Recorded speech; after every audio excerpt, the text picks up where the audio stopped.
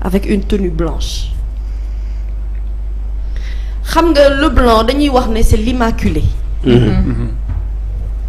Le blanc c'est la couleur de la pureté. Souvent boo bëggee délivrer benn message boo koy xool ba suñu yenn dignitaires yi lu ñuy sol couleur bu weex la ñuy sol. Je ne suis pas en train de faire de la poésie, je parle de communication. En termes de communication tout est important. Pose bi ngay toogee, mine bi ngay waxee, posture bi, les gestuels, tout parle quand on regarde une vidéo. Médecin. Donc bañ a tiital ki feebar. Donc oustaz Ousmane Sonko réfléchit dans tout. Quand tu le vois communiquer ak tonalité bi muy utiliser d'habitude del xool Ousmane vidéo précédente am son débit était beaucoup plus rapide mais dans cette vidéo là le débit est beaucoup plus lent parce que li muy bëgg indi mooy voie de contestation de fait maanaam dafa am loo xamante ne nii lu mu yaakaar na dina ko war a mën a dali donc foofu mooy degré d'anticipation bi nga xamante ne foofu la ci amee te ba ci biir forme bi ba tey tu me demandes est-ce que vidéo bi léegi la am njëriñ wala waroon na ko génnee bu yàgg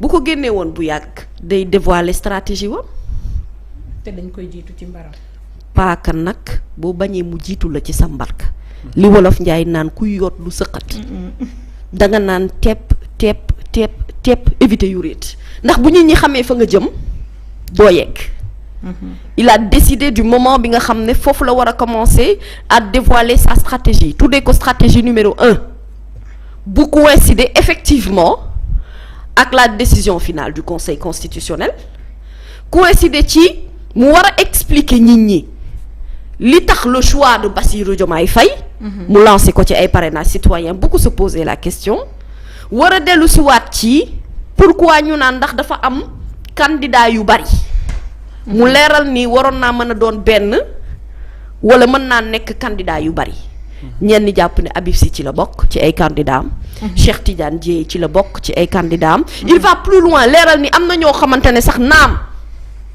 ñoo bokkoon Yewwi Askan Wi respecté nañu charte bi dem nañu ci seen élection wu bopp mais ñooñu ay alliés lañu ba tey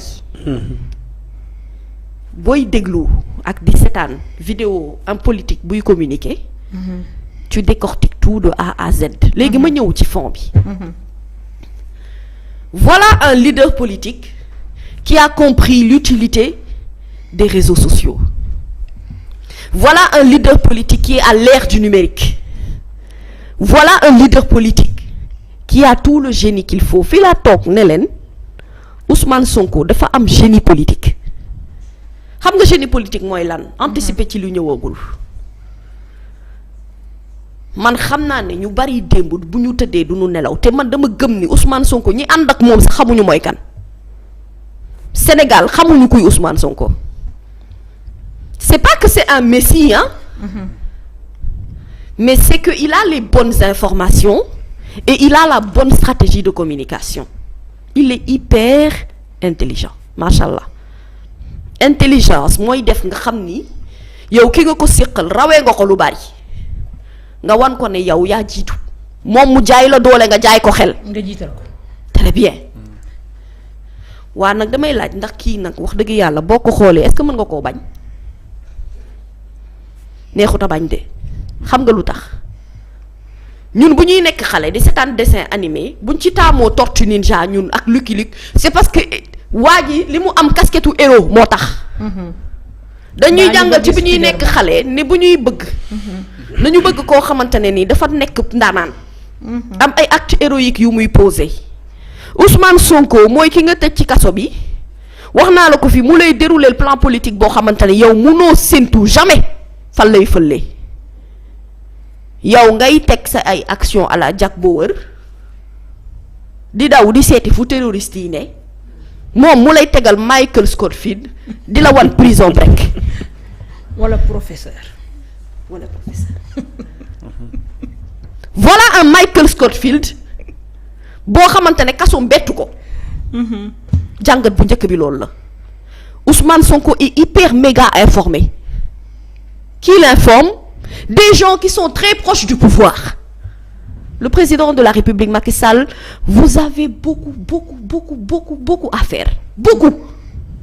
kon nag yow ma wax la ne li nga foog du loolu bu dee da nga yaakaar ni yaa ngi tenir les cartes en main mu ngi lay wan ne jiitu naa la yow ci lu bari looy xalaat fooy waxee luy stratégie loo na ma def. Comment expliquer qu'au mois de juillet il n'était pas encore emprisonné, il avait des informations comme quoi ñu ngi koy waaj a tëj mu ne comme man dañ may waaj a tëj te xam naa ne bu ñu ma tëjee du ñu ma gaaw a génne tant que élection yi bokk jàllul ndax l'intérêt mooy que man Ousmane Sonko ma bañ a bokk kaay ma xamal la bu dee da nga yaakaar ne mbir mi man la nax nga sa bopp mbir mi du man mbir mi réew mi la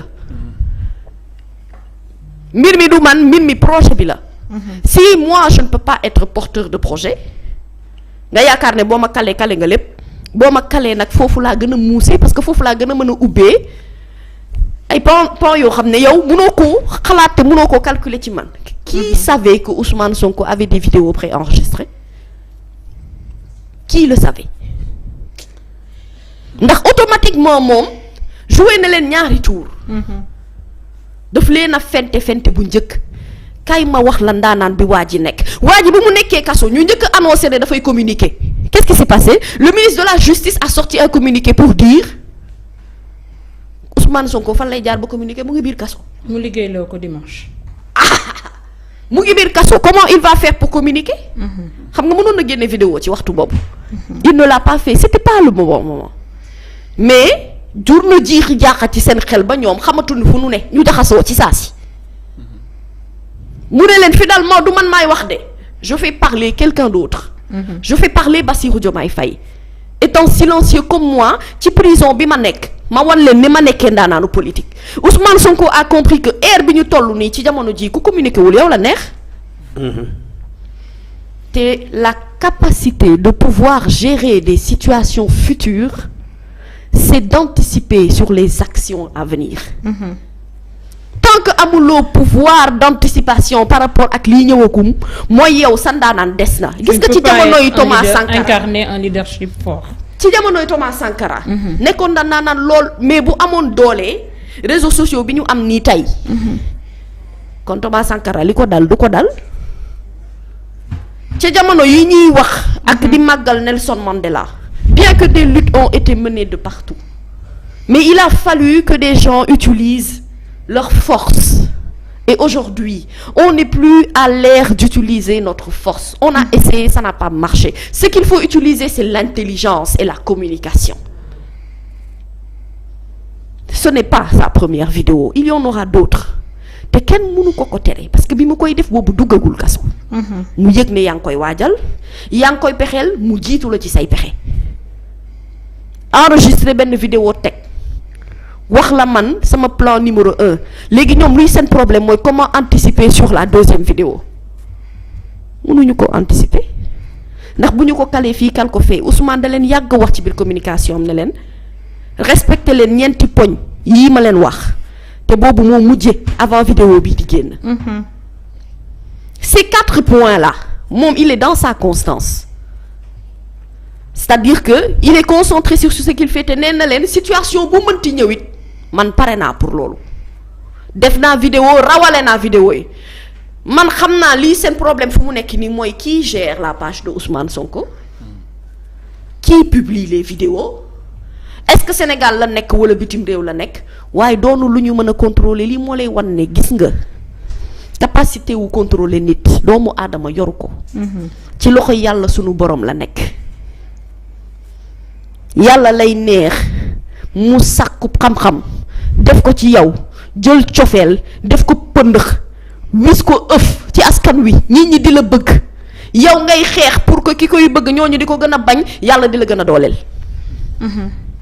Nabou Cor damay seetaan vidéo Ousmane Sonko démb di ko déglu muy dellu si waat ci li xewagul information yi mu am ba anticiper sur le nombre des candidats j'ai été dama tiqué bi ma déggee mi muy wax conseil constitutionnel mën na am mu jàllale 3 candidats def ko 5 bi passé wala mu def ko 10 wala mu def ko 15 wala mu def ko 20.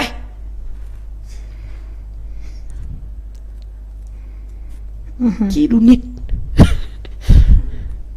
ndaandaan politique a ngi nii. depuis que l'histoire du Sénégal ñu ngi am ay homme politique bu mel ni Ousmane Sonko génie bi mu àndal que quelqu'un ose venir ici me dire que man maa ko ëpp génie wala maa ko gën a muus wala maa ko ëpp intelligence. bu boobaa ñu laaj la fan nga ko teg. te xamaguñu liy xew.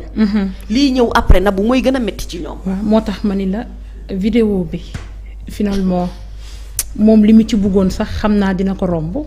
yow yaa ngi wax ni dinañ demander ñoom dinañu jaaxle parce que dinañ bëgg a xam kan mooy gérer page bi kan moo yor vidéo yi ki koy publier nangam ak nangam mais seen principal problème est-ce que du nekk kan mooy informer Ousmane Sonko. mais c'est que loolu c'est une question primordiale li mu lay war rek mooy gis nga nabu koor gis nga nguur buy jeex. su fekkente ne nangu nga ndogalu yàlla sunu borom. da ngay xam ne pare nga li xale yi naan bu jeexee jeex na. nga rafetal nga dem. ndax ki nga yaakaarul ne sa noon la sax kooku dëgg-dëgg maanaam tu ne verras jamais les coups venir en réalité. Comment il a su qu'il allait être emprisonné? Comment? Bon, c'est vrai que ñenn ñi nga xam ne c'est des observateurs bu ñuy xool situation bi ni muy demee mënoon nañu njort ne il va vers un emprisonnement. Mais comment lui, sachant qu'il allait être emprisonné, il a prévu toutes les solutions. Et avec détail yëpp. Non, mais détail par détail, point par point. te dama ne la stratégie numéro 1 vidéo bii mooy bi gën a sedd ci vidéo yi nar a ñëw léegi man xam naa ni ñoom ndeysaan et dama bëgg rek dimbali leen jox leen conseil ne leen dérouler leen seen plan politique lijjanti leen nu ngeen di convaincre sénégalais yi bu dee jàpp ngeen ni continuité moom la askan wi bëgg te ngeen bàyyi galgal gi parce que finalement loo mënti teg action pour wane ne maa fi ne maay gérer maay diriger keneen ki nga jàkkaar loolu mu ngi lay wan ne man damaa am pouvoir d'anticipation par rapport ak lépp looy def jiitu naa la ci lépp. jiitu naa la ci lépp Ousmane en réalité kon il était prêt à faire face à cette situation depuis très longtemps moo tax ma ne la est-ce que moom ñi farak moom sax xam nañu mooy kan ndax su ma ci déggee ñenn ci ay leaders ñoo xamante ne amoon nañu opportunité dem prison seeti ko waxtaan ak ñoom génn je suis sûre qu'ils étaient à 10 millions d'imaginer que kii en fait dafa pare te leneen li ma gën a marqué aussi ci vidéo Ousmane Sonko ce n'est même pas le plan parce que xam nañ ne il est très stratégique xam nañ ne c'est un génie man bettuma sur ce plan-là je l'ai toujours dit Ousmane est un génie politique loolu yàlla moo ko def ci moom il a compris que aujourd'hui mën na def ay vidéos gardées même bu fekkente ne dañ ko garder au ñuuf il a la possibilité de continuer à maintenir le fil du dialogue parce que justement régime bi bokk na ci li ko daaneel mooy le fil du dialogue bi mu rompre ci diggante moom ak askanam moom il veut pas faire ça il est conscient que prison Cap Manuel bi mu nekk mu ngi continuer di nekk ndaanaan ci wàllum politique parce que li mu bëgg doxal lay doxal on l'a toujours dit il maintient aujourd'hui la situation politique du Sénégal entre ses mains et son électorat est toujours aussi fort acte yi muy gën a poser day tax nit ñi dañu koy gën a bëgg ndax nit ñi dañuy dem ba dañ koy idolâtrer finalement day dem ba day dootul nekkati nit damitu nit lay doon da lay jaaxal comment il fait pour anticiper sur plein de choses parce qu'il a les bonnes informations et au-delà d'avoir les bonnes informations il a la bonne stratégie politique mais ce qui est plus touchant Naboucor xam nga mooy lan. mooy lan. mooy ne ma koy déglu am impression ni kii xanaa limite xanaa dafay anticiper sax ci lu bari loo xamante ne ñenn ñi dañu koy xalaat mooy wax naa ko fii démb le moi personnel qui nous fatigue nous tous. L'intérêt personnel man nan lay def ba tekki nan lay def ba arriver Ousmane vous dit du man boobu moo important la preuve pour war leen ne amul importance man ma bañ a nekk président de la République grawul nangu naa bëj leen a jiite parce que am na système bu ñu fi teg pour que justement bu ma leen waroon a jiite sax loolu du sotti donc man je me mets en arrière mais décider naa mettre yeneen nit en avant ça c'est un acte de noblesse et de grandeur et encore une fois d'élégance politique loo xamante ne sunu politique yi léegi dañu koo rafler bëgg nañu xëccoo nguur. bëgg nañu xëccoo jiite te bu ñu la jiitee doo fi def tus ñebe muy but buti. ki nekk impôt et domaine amoon possibilité remplir ay poche am tabax kër gu rafetam dawal ay otoom. bàyyi waxi politique te nekk ci ay yittey boppam dara du ko ci fekk. il ne l'a pas fait il s'est sacrifié bi muy nekk foofu ba jural ko nag ay noon ndax coow li ci foofu la tàmbalee ci mbiri Ousmane Sonko dugg ci géewum politique mu daj ci lu ne il a subi beaucoup de violence procès yu dul jeex topp ci barricade këram topp ci emprisonné ko tëj ko topp ci mu indi stratégie de grève de faim kii du nit nag wax dëgg yàlla ñu naan moom ndax moom grève de faim bi dina ci jóg wala du jóg il se relève il demande à ce que ñu delloo ko prison mu dem Cap Manuel toog fa lii raw prison break lii scénario film bu dawagul la. déedéet mu nekk scénariste bi engagé leen di leen joué loo te du leen fay 1 franc. te ba du acteurs yi feeñaguñu. am na acteurs yi mujjee.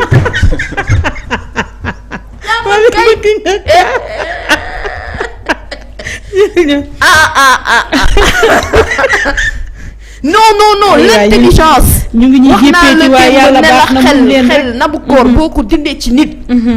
nit ki deseetul dara. akay dëgg. quand le président de la République tous les jours booy xool c'est-à-dire ba ci démb sa rentrée des cours et tribunaux. on parlait de la situation des réseaux sociaux. c'est réellement ça son problème. Son problème est que il n'a pas la magie de tout contrôler même étant président de la République. ak li nga àndal lépp ci wàllu pouvoir li nga am ci doole yàlla jagleel la ko booy romb ci oto ñëpp taxaw waaye mënoo contrôler lépp. déedéet. réseaux sociaux yi on est à l'ère de la communication. plus rien n'est impossible. vidéo virtuelle sax ndagam nit mën na koo def mu jàll nice cool fine yow nga yaakaar ne nit kii nga séq ci wàllum politique ba pare Ousmane Sonko dalee na jàng te dalee na xam dafa xam ñi mu amal affaire. xam na ñi muy jàkkaar lool moom il connaît ses adversaires ñoom ñii mu jàkkaar lool ñoo xamul kuy Ousmane lii problème bi mooy ñoom da leen a jàng leçon sûre xam na leen bu baax di anticiper ci action yi ñëwagul parce que ñu ngi koy xibaar président li jëntil kii xibaar nag li jënti ko kii mu ngi lay gaañ te du benn nit bu dee loolu nga foog man gëm naa ne man bi ma déggee dama ne mais attends le gars là où il a pris toutes ces informations qui l'informe qui. te moom wax na ko. te yow yaa ngi lijjanti kan ma ci ji ca ndaje ba la jógee daal di koy wax ni dinañ def nangam ak nangam ak sàngam mu répété waat ko noonu ci vidéo bi donc mami bëggoon naa nekk weñ nag ba xam actuellement problème bi ñoom nan lañ koy. non problème bi mooy xam nga la nañu jublu ci seen wàllum politique. ñu concentré wu ci seen ay activité bopp parce que fu mu nekk nii ba pare xaar vidéo de fu mu nekk nii li am ba deex mooy parti baa ngi door a commencé les dés sont jetés lii bu doon lii du sax Lido King ndax bu doon Lido King dañuy daw di wuti kuy jàpp sa morom. lii xam nga lan la lii parti d'échec la barki sëñ Bamba parti bu neex a ngi door a commencé élection yi neex na nag oustaz Diaga réew mi dafa neex. na bu nga dem ay nit ñu neex ñoo nekk Sénégal. Aïcha Ndiaye yàq nga suñu émission. barki alxuraan. non ndaanaan da nga koy mat dëgg te gis nga lii du ay question de fan Ousmane Sonko ça n'a absolument rien à voir on parle de communication on parle d'axe de communication et d'actes forts. c'est-à-dire que nit ki yow Ousmane mooy nit koo xam ne oustaz Diaga bul ko sax bëgg bul ko bëgg amul problème mais wallahi azim boo wéeteeg sa bopp di nga ne non kii nag dëgg bañ naa ko trop waaye ndaanaat la. bul ko bëgg waaye nangul. waaw da koy nangul par force. ndax capacité d'anticipation bi nga xamante ne am na ko. raw na leen sànni na karawaas wi. mbarki sëñ Bamba yéen am ngeen problème. am ngeen problème bu sérieux. mami fi mu nekk dafa neex moo tax. dafa neex. non Sénégal dafa neex yow na bu ngeen Sénégal ay nit ñu neex ñoo fi nekk. te dañuy dem ci ay élection présidentielle yu neex. yoo xamante ne nii Sénégal loolu la ñu bëgg. on veut.